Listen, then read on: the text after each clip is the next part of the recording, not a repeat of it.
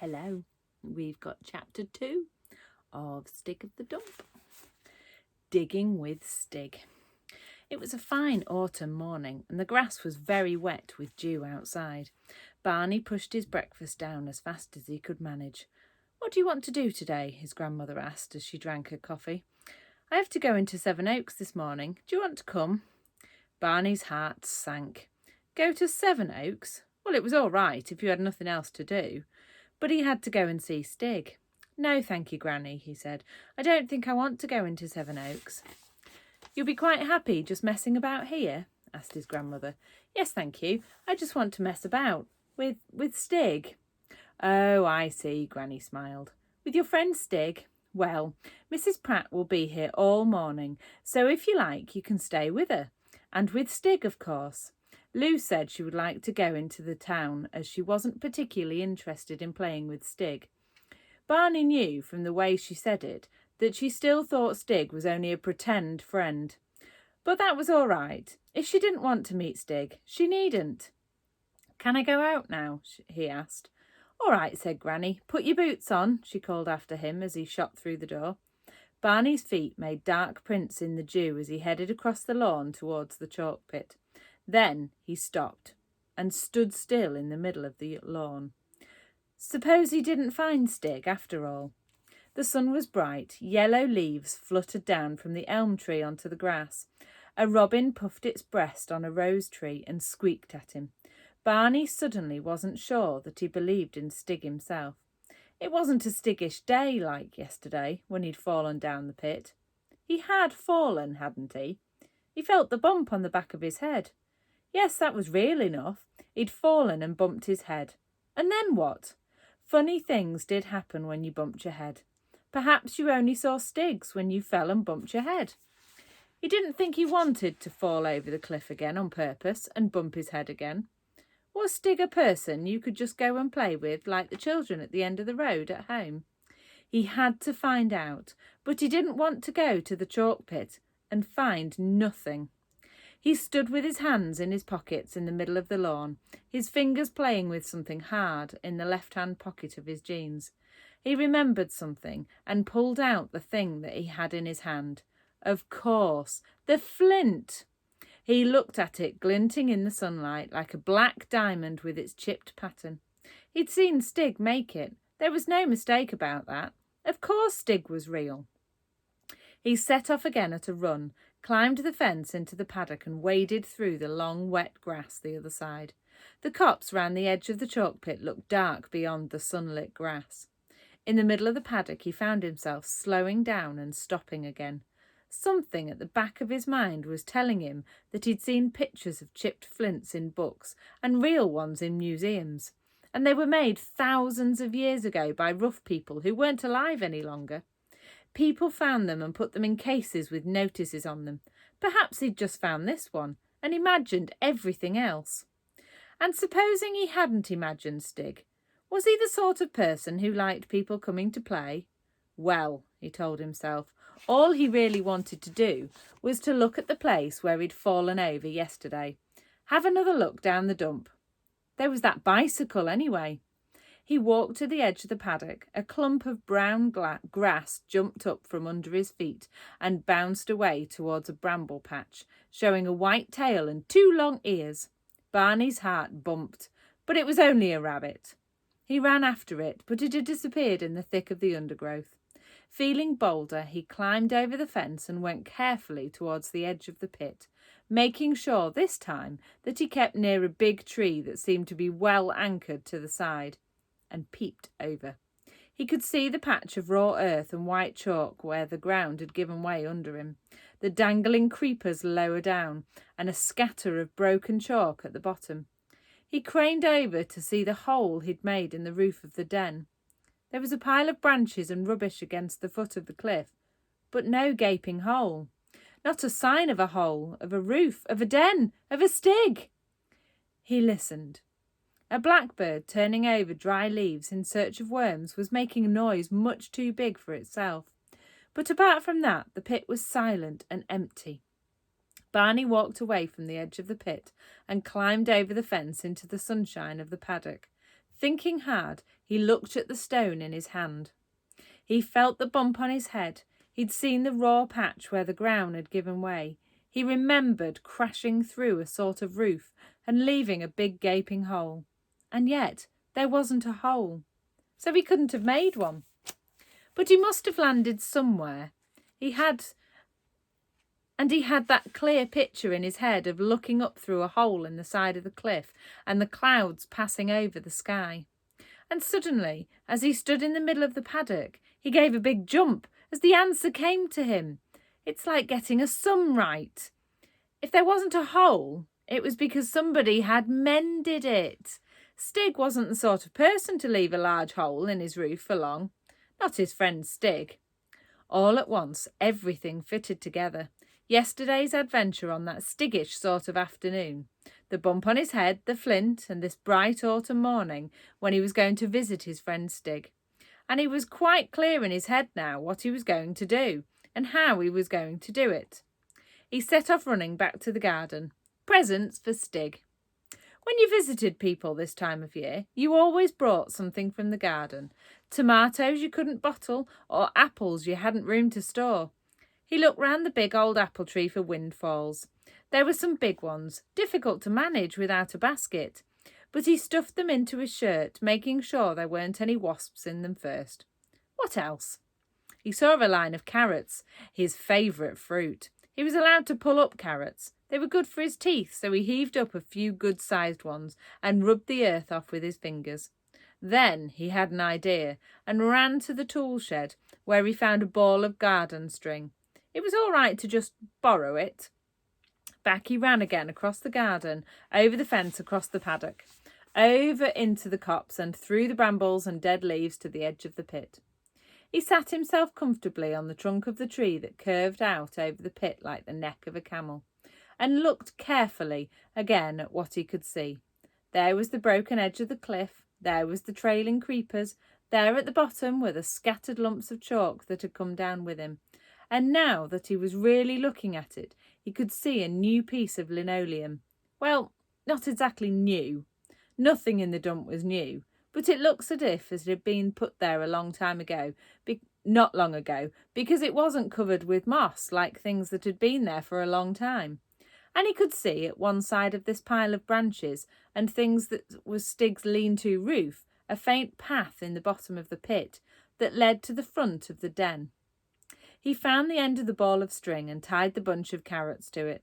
Then he began to pay out the string with the carrots dangling on the end towards the bottom of the pit. He hoped it was long enough.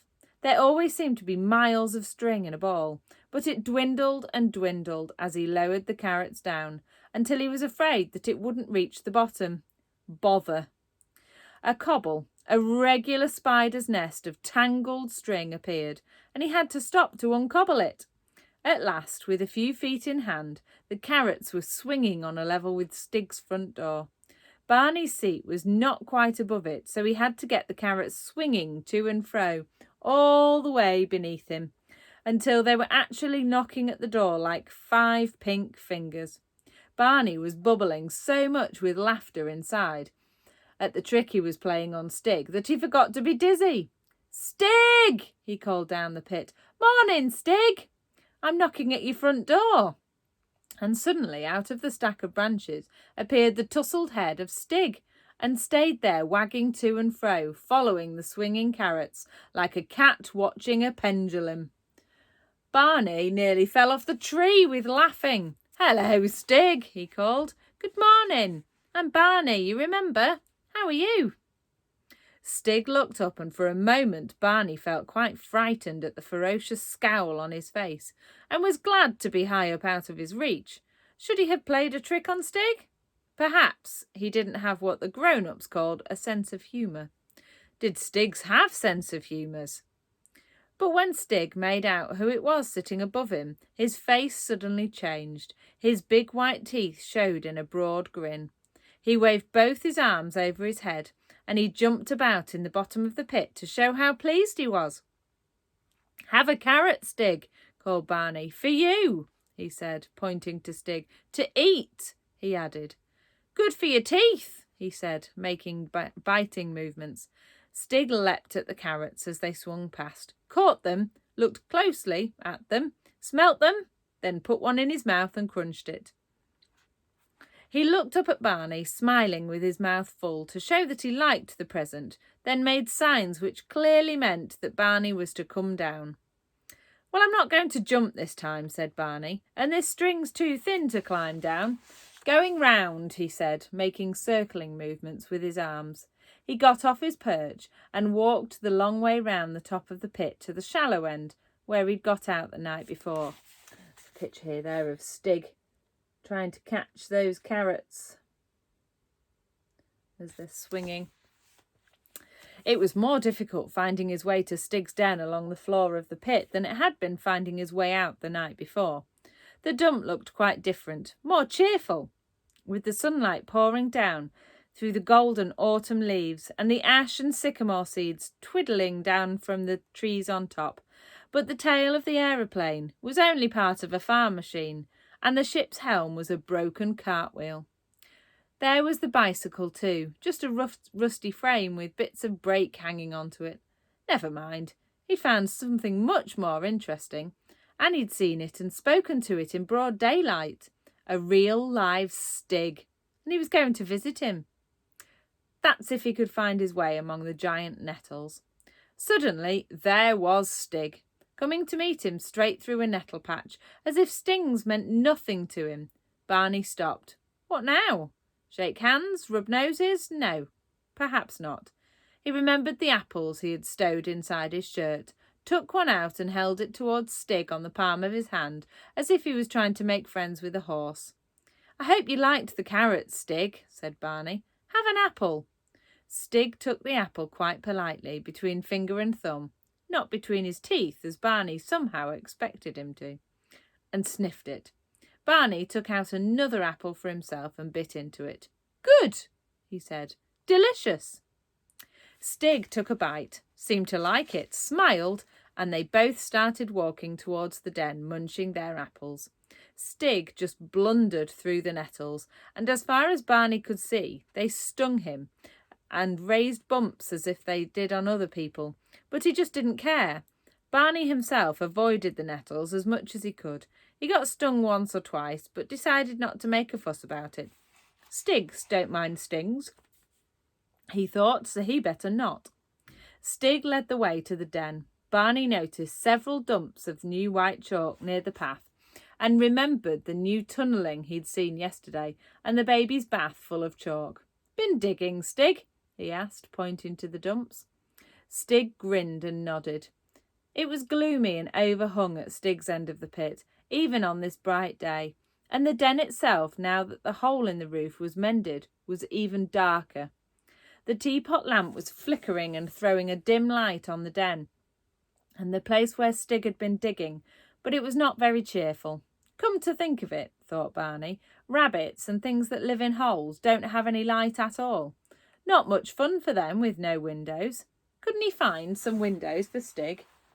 What made it worse was that Stig had started a small fire in the den part. He must have just done it, because Barney had not noticed any smoke when he was sitting on the tree trunk. The smoke was filling the den, and there was no way out for it except to trickle through the gaps in the roof. It made Barney's eyes water, but he supposed it was one of those things you just had to put up with, like nettles. All the same, a place could do with a chimney as well as windows. He began to get used to the darkness, and he could see that the tunnel at the back of the cave went further back into the chalk than he'd noticed. The digging tools were lying about, the bedstead leg, a broken cast iron shoe scraper, and an iron bar like the one he'd seen his father use on the jack to lift the car up. Stig was reaching up to offer Barney another turnip, but Barney didn't feel like turnip so soon after breakfast. "Can I help you dig, Stig?" he asked. "I expect you're busy anyhow." He went to the end of the tunnel, picked up a bit of bedstead, and began to attack the wall of chalk. It was not as easy as he expected. The chalk in the inside of the hill here was firm, not crumbly as it was on the outside where the rain got at it. Barney's bashes with the awkward piece of metal only broke off smallish chips of chalk, and soon he was puffed. Stig, who'd been standing watching him, took out the digger from his hands and showed him how to dig out a hollow at the bottom of the chalk wall, then knock down large chunks, which came away easily because they were not held up underneath. There was soon a pile of loose chalk, and Barney picked it up with his hands and put it in the small tin bath. When it was full, it was about as much as he could do to drag it along the floor of the cave towards the entrance. Stig helped him, and between them they lugged the load out of the den and dumped it. But Barney noticed that Stig took care to put it some way from his door. He supposed that piles of new white chalk would let people know that something was going on. Stig let him dig next time, and he soon got the hang of cutting under and letting it tumble down from the top. Now and then they would come to a great flint embedded in the chalk, like a fossil monster with knobs and bulges, and they would have to chip round it, worry it, and loosen it like a tooth until at last it came free, usually bringing down a lot of chalk with it. They worked on happily for quite a time, taking it in turns to dig and load, and now and then they would stop for a break and take a drink of water from the tin or eat a refreshing apple. Barney's jeans were white with chalk dust, and his hair and nails were full of it. He suddenly wondered what his grandmother would say. Then he suddenly wondered what time it was. In spite of all the apples, his tummy was telling him that it might be lunchtime. "You haven't got a clothes brush, have you, Stig?" he asked. Stig looked blank, and Barney decided that he probably hadn't. His eye fell on Stig's water pipe. Somebody had thrown away a vacuum cleaner, so there must be one of the brush things somewhere. Sure enough, he spied one, fixed as a sort of tea-piece on the end of a long, thin pole that was helping to hold the roof up. He thought the roof might hold itself up for a bit, while he got the worst of the chalk dust off with a vacuum cleaner end. And it did. Stig was watching with a puzzled look, wondering why Barney should be pulling down part of his roof to brush at his clothes with. "You're lucky, Stig," said Barney. "Nobody asked you how you got in such a mess. I've got to go now. Must be nearly lunchtime. Pity I can't ask you to lunch, but really," he thought, "nobody else even believes in him yet." "I'll be back this afternoon," Barney said from the door. "Thanks for letting me help you. Goodbye." Grandmother and Lou were late getting back from the town, so he had time to get the chalk out of his nails and hair and to look fairly respectable for lunch. They were too full of talk about how they'd spent their morning to question him much about what he had been doing. Over the stewed apples, he was able to say quietly, "Granny, have you got any things you don't want?" "Things I don't want, dear?" Grandmother repeated. "What sort of things? Chilblains? Grandchildren?" "No, Granny, I mean things like windows and chimneys." Grandmother thought about this for a moment and then said that really she couldn't think of anything like windows and chimneys, except windows and chimneys, and she thought the house had only just enough of these to go round, and Lou just laughed and said, "Really, Barney?" Then Grandmother said that it did remind her that there were some tins and jam jars that she'd meant to put out for the dustbin man, and perhaps Barney would be a dear and carry them to the gate. There were more jam jars than Barney had thought possible, and quite a lot of useful tins, the sort with lids. Barney looked at them. The dustbin man wouldn't say thank you for them, he thought. Why shouldn't Stig have them? He remembered a big wooden box with that Grandfather had helped him fix wheels onto, so that he and Lou could use it for a cart. He searched round and found it among the firewood, but still with its 4 wheels, more or less straight, and the piece of rope on the front to pull it with. He loaded it with jam jars and tins, found it quite a weight when he set off across the paddock with it. He looked at Flash the pony as he struggled through the clump of long grass and called rather crossly, "You might come and help pull instead of standing there." But he knew that Flash took a lot of persuading to be caught for Lou to ride him, let alone for pulling carts. The pony just stood and watched, tossing his head now and then at the afternoon flies. By the time Barney had got his load to the edge of the pit, he was quite tired, and there was still the problem of getting them to the bottom. He sat on the camel's neck tree trunk. The string was still there. It was the thick brown sort, and he thought it would be strong enough for a few jam jars. He called to Stig, and after a time Stig came out backwards like a badger with its bedding dragging a load of chalk. "I've got some things for you, Stig," Barney called. He pulled up the string and took the end to the pile of jam jars. About 8 of them were packed in a cardboard box. It would take too long to pass them down one by one, so he tied the string around the box. It took it carefully along the tree trunk and started to lower it. This wasn't nearly as easy as the carrots. The box swung wildly. The string round it started slipping. The part he was holding tried to run through his fingers and burnt his hands. He took a turn round the stump of a branch and let it run round that. Hardly daring to look down and see what was happening, he hoped Stig wouldn't get a jam jar on his head. The box was hanging by one corner when it reached the ground, but instead of untying it, Stig disappeared into his den. "Hey, Stig, undo it!" Barney called. "There's some more to come." Stig came out again, holding what was left of a large, broad-brimmed lady's straw hat, with ribbons to tie it under the chin. He untied the string from the box and tied it to the ribbons. It made quite a useful-looking cargo sling. "Jolly good idea, Stig," Barney shouted. "Stig's got brains," he thought. After that, it was quite easy. He hauled up the hat, filled it with jam jars, lowered it down with the string running round the stump of the branch, waited for Stig to unload, hauled it up again, and so on. When he'd finished the jam jars, he started on the tins, which were much lighter, and when he lowered all the tins, he looked at the truck. "How strong is the string?" he wondered. Could he send the truck down the same way? If he didn't, he would have to trundle it all the way round the top along the bottom of the pit. He wound the string a few times round the branch stump, leaving enough loose to reach the trunk on the cliff top, humped himself along the tree trunk, tied the string to the wheel of the truck, moved back along the trunk and pulled the truck towards him by the string. The truck lurched over the edge of the cliff, swung wildly outwards on the string, which ran out so fast that he couldn't stop it, until a tangle in the string made it stop with a jerk.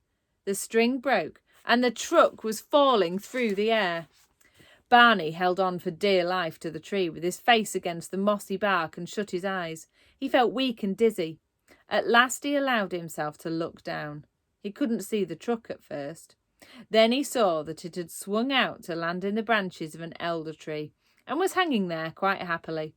"I've sent the truck down," he called to Stig. "It may come in useful." He was still feeling what his grandmother used to call hot and cold all over, but he carefully inched himself off the tree and onto the firm ground, and set off round and down to the pit. A pity he couldn't let himself down on a rope, but no, he thought, he wouldn't try that just yet. His idea of sending the things down on the string had been a good one. He thought to himself as he walked through the copse.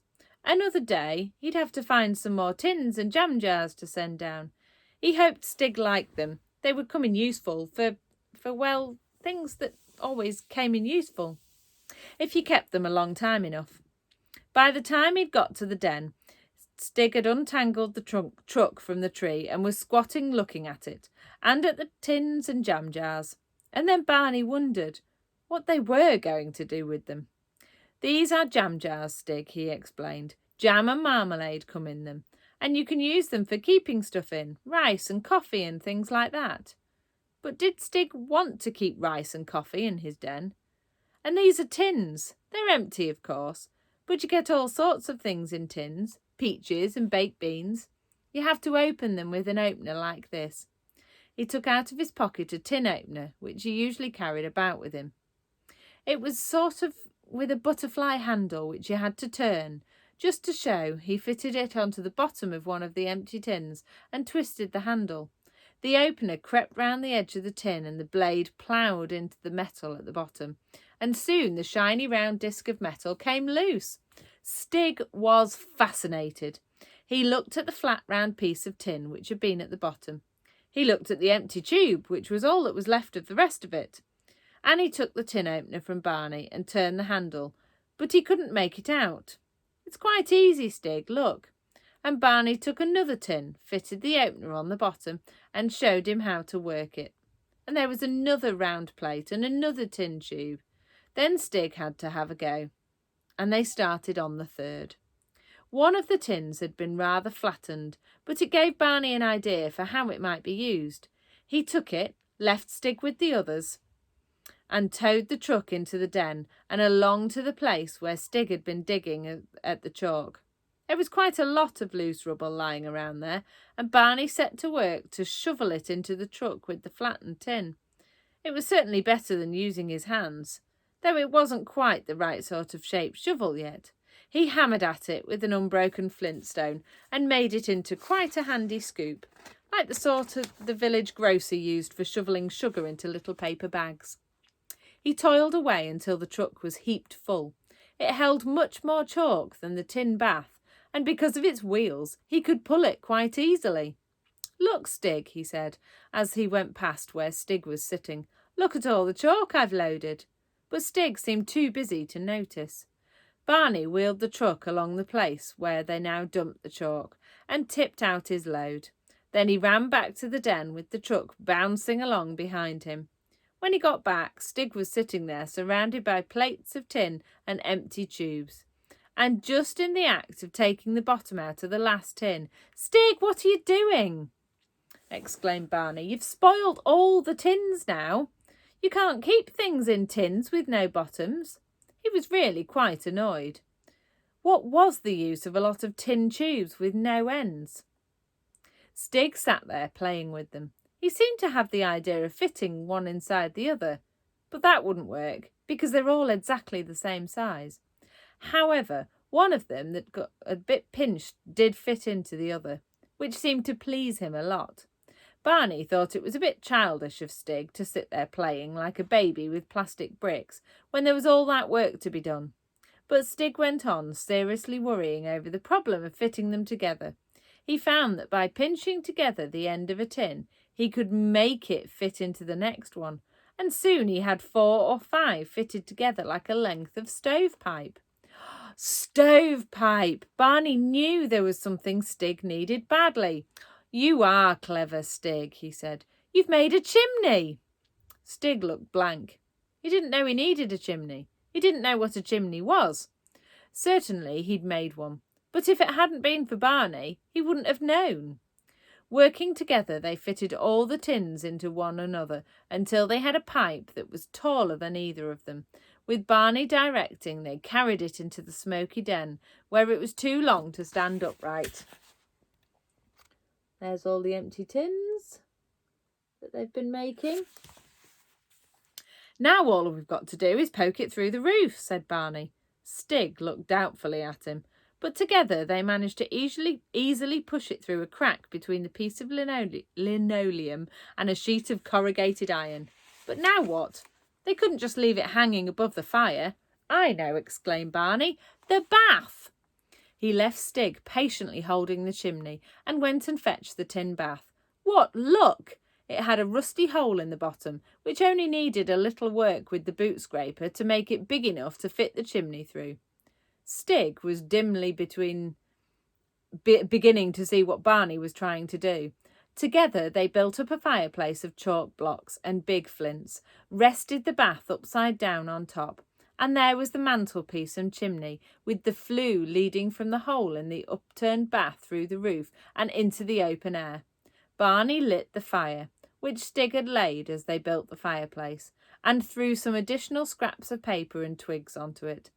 Once the smoke had learnt its way, it went roaring up the pipe. They rushed outside, and there it was, coming out of what looked like a proper chimney pot, sticking through the roof. Stig watched, fascinated. "There you are, Stig," said Barney. "Now you've got a proper fireplace. People can come and visit you without getting their eyes full of smoke." Actually, Stig didn't seem to care very much about having the place full of smoke, but he was as pleased with his fireplace as if it had been a new toy, and kept on putting twigs and leaves on the fire so that he could go out and see the smoke coming out the other end. And Barney was so proud of his invention that he looked round for something else to invent. He saw the stack of jam jars. What had he brought those for? It would be too dull to just use them to keep food in. Stig's den wasn't that sort of place. He had to think of a new way of using jam jars. What had he thought Stig's house needed most? A chimney. Well, we've got that now. A chimney and, yes, a window. A window! Well, windows are made of glass and so were jam jars. Yes, but the shape. Doors were made of wood and so were clothes pegs. Ships were made of steel and so were tin openers. But you can't make a ship out of tin openers or a door out of clothes pegs. The shape's all wrong. You couldn't hammer glass flat, could you? No. He picked up the boot scraper. No, of course not. Stig had stacked the jars on top of each other, lying on their sides. They made a sort of wall of glass like that, but they rolled about, and of course there were gaps between the jars. Barney looked at one side of the den, the darkest side, which really needed windows. It was built of wooden boxes from the dump, bottoms outwards, open tops inwards. He took the digging tool and knocked the bottom out of one. There was now an open square where the daylight came in. But so did the wind, and Stig didn't seem at all pleased at sitting in the draught. Stigs like to be snug, thought Barney. He carried the jars in and stacked them in the frame of the box. They fitted quite well. The light came in, but the draught came in too. Stig got up and looked at the gaps between the jars, grunted and went out of the den. Barney followed him, wondering. Stig led the way along the bottom of the cliff to where they had lately been a landslide, and quite a large chunk of cliff top had come down in one piece. Between the topsoil and the chalk there was a layer of red clay. Good damp squidgy stuff you could make model animals with. Stig began to dig out lumps of clay with his fingers, and Barney found another good clay mine and did the same. They got as much as they could carry and took it back to the den. And from the outside, Stig set to work to fill the gaps between the jam jars. They had to make 2 more journeys before all the jam jars were firmly bedded in clay, and then Barney carefully wiped the smears off the bottom of the jars with a rag. They stood and admired their window. They even made faces at each other, one standing inside and one outside, because you could almost see through it. It certainly let the light in. Even though it was late in the afternoon, there was not much light to let in. Well, well, said Barney. That's it. It was the thing he had often heard his grandfather say when he'd finished a job. He was tired after all the inventing he'd done. He went to sit down and then saw all around the round plates of tin that Stig had cut out lying around on the floor. He gathered them up. There must be a use for these too. He went back to the window and found that the discs fitted exactly over the ends of the jars if he pressed them into the soft clay. They were just enough to go round. There you are, Stig, he said, like on a ship to shut the portholes if you don't want people to look in or to shut out the dark. There was a feeling in the evening air that darkness was coming and that it would be snug to sit by the new fireplace and watch the fire going up the chimney. But Barney suddenly remembered something and stood up with his mouth open. Stig, he said, I've got to go home. All the way home, I mean. I probably won't be staying with Granny till Christmas. Stig looked at him. Stig, said Barney, when I come back again, you will still be here, won't you? Stig didn't answer, but he went to the little niche in the chalk wall, poked about among some things there, and brought back something to give to Barney. He looked at it. It was a little chipped flint, perfectly shaped like a flat Christmas tree, and very sharp. An arrowhead? Barney gasped. For me? Oh, thank you, Stig. I really must go now. See you at Christmas. You will be here at Christmas, won't you, Stig? Goodbye, and he ran off. As he made his way along the bottom of the pit, he felt he knew the way there better than anywhere else in the world. He felt that Stig's house was as much his home as anywhere else. After all, it was like drawing pictures. Once you put a chimney and a window on a house, you've really made a house. There we go. That's the end of chapter 2. Bye.